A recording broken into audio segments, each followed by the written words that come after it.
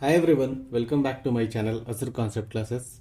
आज के इस वीडियो लेक्चर में हम एनटीटीएफ का सेमेस्टर 2 का मैथमेटिक्स का प्रीवियस ईयर क्वेश्चन सॉल्व करने वाले हैं। और ये जो पेपर हमारे पास है वो 2023 में पूछा गया है और वो सब्जेक्ट कौन सा था, हमारा branch diploma in electronics engineering and embedded system, जिसका कोड CP04 है। ठीक है, इसका 2 मार्क्स वाला सारा क्वेश्चन हम सॉल्व कर चुके हैं पिछले वीडियो में। उसका लिंक आपको इसके डिस्क्रिप्शन में मिल जाएगा। और आज हम क्या करेंगे कि 3 मार्क्स का जितना भी सवाल है वो हम सॉल्व करेंगे। ठीक है, 3 मार्क्स का टोटल हमारे पास आई थिंक 8 क्वेश्चन रहेगा और उसमें से हमको 6 सॉल्व करना है। ठीक है, तो चलिए शुरू करते हैं और एक एक करके हम सारा क्वेश्चन को सॉल्व करेंगे। तो सबसे पहला सवाल जो है वो दिया हुआ है, find x if 5x plus 15 is to 2x plus 3 is equals to 10:3। ठीक है, तो क्वेश्चन हम पहले ही लिख चुके हैं यहाँ पर। तो किस तरीके से सॉल्व करेंगे, ये S2 का साइन जहाँ पे हम उसको डिवाइड में बदल देंगे। ठीक है, तो हमको क्या करना है, ये 5x प्लस 15 ये S2 को डिवाइड कर देते हैं, ये 2x plus 3 is equals to 10/3 हो जाएगा। ठीक है, अब करेंगे हम क्रॉस मल्टीप्लीकेशन। ठीक है, तो 3 से मल्टीप्लाई हो जाएगा ये 5x प्लस 15 और 10 से मल्टीप्लाई हो जाएगा 2x plus 3, 10 times 2x plus 3। ठीक है, अब हम इसको आगे सॉल्व करेंगे। तो 3 को 5 से मल्टीप्लाई करेंगे तो 3 into 5 15x plus 3 into 15 45 is equal to 10 into 2 20x plus 10 into 3 30। अभी x को एक तरफ कर लेंगे। ठीक है, तो 15x इधर है, इसको रहने देते हैं। ये प्लस 20 को इस तरफ कर लेंगे तो माइनस 20x हो जाएगा इज इक्वल्स टू 30। ये प्लस 45 उधर जाके माइनस 45 हो जाएगा। ठीक है, तो अभी हम क्या करेंगे, 15 में से 20 माइनस करेंगे तो ये माइनस 5x हो जाएगा और 30 में से 45 माइनस करेंगे ये माइनस 15 हो जाएगा। माइनस माइनस कैंसिल कर लेंगे।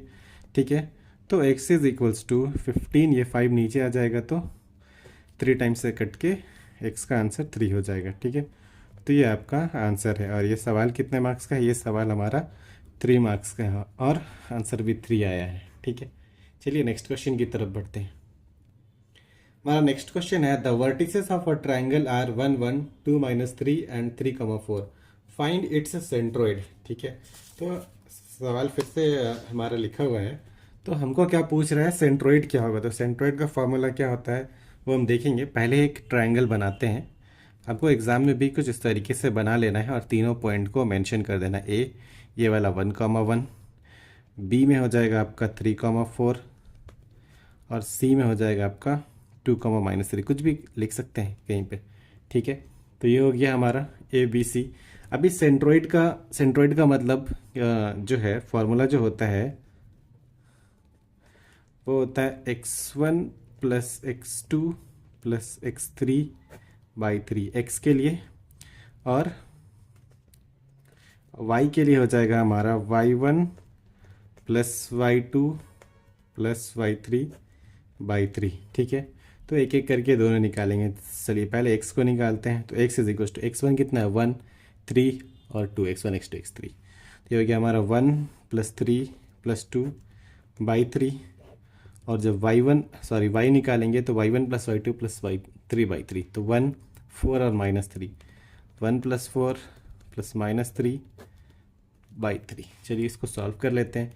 ये 3 और 1 4 और 2 6/3 यानी कि 2 हो गया, तो ये 2 मिल गया। और हमारा y में 4 प्लस 1 5 5 -3 5 -3 2 2/3, तो y हो गया 2/3। यानी कि सेंट्रोइड क्या हो जाएगा, सेंट्रोइड में एक्स वाई को एक साथ में लिख लेंगे। सेंट्रोइड हो गया हमारा 2 और 2/3, ये हमारा आंसर हो जाएगा। ठीक है, चलिए नेक्स्ट क्वेश्चन की तरफ बढ़ते हैं। नेक्स्ट क्वेश्चन हमारा दिया हुआ है, right the general formula for nth term for the sequence 96 88 80 72 64।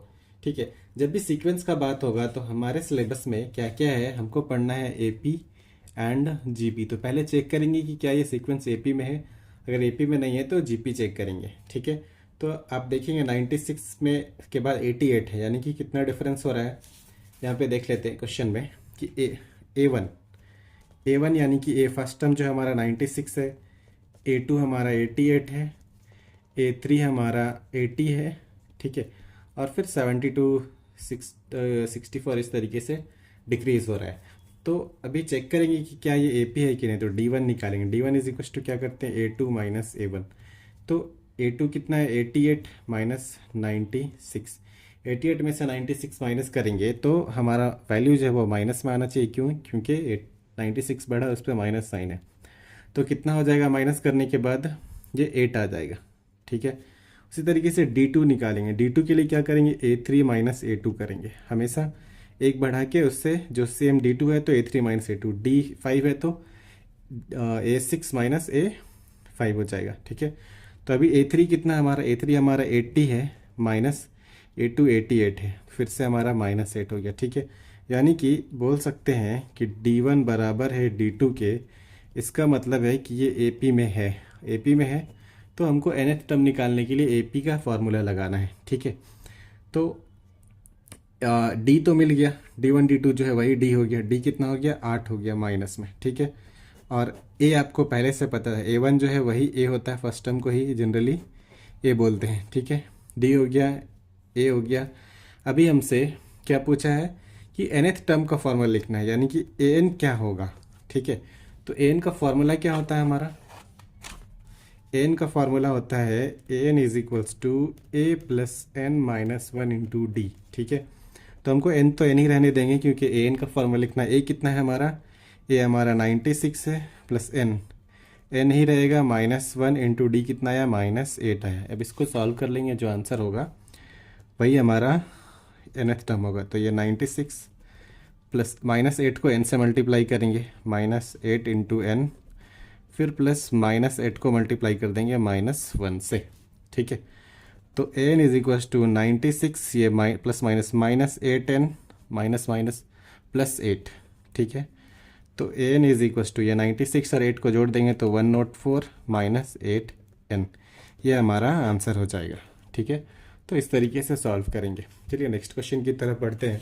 Next question हमारा जो है थर्ड हो गया, फोर्थ नंबर में इंटीग्रेशन से है कि integration of 2x plus one into x minus one d x is equals to क्या होगा, ठीक है। तो जब भी इंटीग्रेशन का सवाल दिया रहेगा तो हम क्या करेंगे, सबसे पहले ये दोनों टर्म को मल्टीप्लाई कर लेंगे, ठीक है। अगर हम ये दो टर्म को मल्टीप्लाई करते हैं तो हमको क्या मिलेगा वो देखते हैं। i is equals to 2x plus one into x minus one d x, ये हमारा सवाल है, ठीक है। तो इंटीग्रेशन ये 2x जो है, ये वाला 2x ये पूरे x माइनस वन के साथ मल्टीप्लाई कर लेंगे, फिर ये जो प्लस वन है वो भी x माइनस वन के साथ मल्टीप्लाई कर लेंगे, ठीक है। तो हमारा 2x को x से किए तो 2x स्क्वायर हो गया, 2x को माइनस वन से किए तो माइनस 2x हो गया, प्लस वन को x से किए, वन को माइनस वन से किए, सेम रह जाएगा dx, ठीक है। तो एक्स स्क्वायर का एक ही टर्म है, ये minus 2x plus x, minus x बच गया, minus one into D x हो गया। ये हमारा क्वेश्चन फॉर्म हो गया, ठीक है। अब हमको इसका इंटीग्रेशन करना है, तो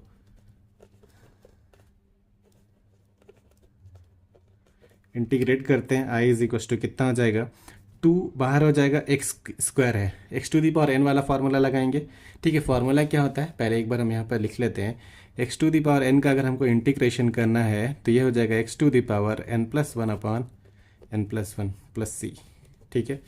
तो यहाँ पर 2 कांस्टेंट बाहर रहेगा, x to the power n 2n है तो 2 plus one upon 2 plus one, ठीक है।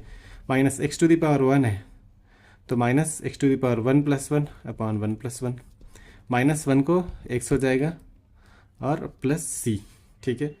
तो ये 2 और ये 2 plus one 2/3 x to the power 2 plus one 3 minus x square और ये 2 है तो 1/2 एक्स स्क्वायर लिख सकते हैं, माइनस एक्स प्लस सी। तो ये हमारा आंसर हो जाएगा, ठीक है। तो कुछ इस तरीके से सॉल्व करेंगे, ओके। अब आते हैं फिफ्थ नंबर वाले क्वेश्चन में, ठीक है। फिफ्थ नंबर में क्या दिया, find the inverse transform of h of s is equals to 4s by h square plus 36 minus 2 by h square plus 81, यानी कि ये लैप्लास दिया हुआ है, हमको इसको इनवर्स लैप्लास ट्रांसफॉर्म में बदलना है, ठीक है। आइए देखते हैं किस तरीके से बदलेंगे। अभी हम क्या करेंगे कि हम सबसे पहले लिखेंगे कि फॉर्मूला हमारा ये किस तरीके से फिक्स हो रहा है, कौन से फॉर्मूले में बैठ रहा है वो देखेंगे, ठीक है। तो h of s is equals to, four को क्या हम बाहर लिख सकते हैं, बिल्कुल लिख सकते हैं। तो ये S by s square plus 36 को जो है हम 6 का स्क्वायर लिख सकते हैं, ठीक है, माइनस 2, इसको हम लिख सकते हैं 1 बाई एस स्क्वायर प्लस 81 को 9 का स्क्वायर लिख सकते हैं, ठीक है। तो हमारा जो दो फार्मूला है, एक हमारा साइन का फार्मूला होता है, लैप्लास ट्रांसफॉर्म अगर हम साइन का निकालते हैं, साइन ऑफ 80 का, तो साइन का फार्मूला जो होता है वो हमारा होता है a by s square plus a square, ठीक है। और अगर हम कॉस का निकालते हैं तो कॉस के लिए होता है हमारा S by s square plus a square, ठीक है। तो अगर आप देखें तो यहाँ ऊपर में एस है और नीचे S square by A square, यानी कि ये वाला फार्मूला साइन से मैच कर रहा है, लेकिन यहाँ ए स्क्वायर नहीं है। ए स्क्वायर तो 9 है, 9 का 9 स्क्वायर ए स्क्वायर हो गया, लेकिन ऊपर में ए नहीं है, तो हम क्या करेंगे, इसको 9 से मल्टीप्लाई डिवाइड कर लेंगे ठीक है। तो हमारा जो इक्वेशन है वो कुछ इस तरीके से हो जाएगा, h of s is equals to 4 s by s square plus 6 का स्क्वायर माइनस 2/9, ये 9 से मल्टीप्लाई करके यहाँ 9 लिख दिए तो बाहर भी 9 लिखना पड़ा, ठीक है। तो एस स्क्वायर प्लस 9 का स्क्वायर, ये बात हमको ध्यान रखना है कि हमको मैच कराना है फॉर्मूले के हिसाब से। तो ये 4, ये S by s square plus a square किसका होता है, वो हमारा कॉस का होता है। तो हम इसको लिख सकते हैं कॉस ऑफ 80, ए कितना है, ए हमारा 6 है, तो 4 कॉस ऑफ 60 हो जाएगा ये, माइनस 2/9।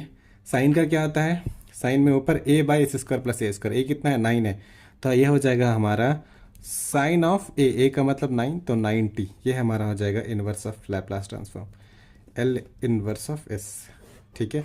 तो कुछ इस तरीके से हम सॉल्व करते हैं लैप्लास ट्रांसफॉर्मेशन को, ठीक है। अब हम बढ़ेंगे नेक्स्ट क्वेश्चन की तरफ। अगला जो क्वेश्चन है 6 नंबर में, find the slope of the line passing through the following points 0,7 and -2, -3, ठीक है। आइए इस क्वेश्चन को हम सॉल्व करेंगे। हम यहाँ पर बना के रखे हैं एक लाइन को, चलिए ये लाइन को हम ए मान लेते हैं और ये दूसरा वाला लाइन, सॉरी एक पॉइंट को ए मान लेते हैं, दूसरे पॉइंट को बी मान लेते हैं, ठीक है।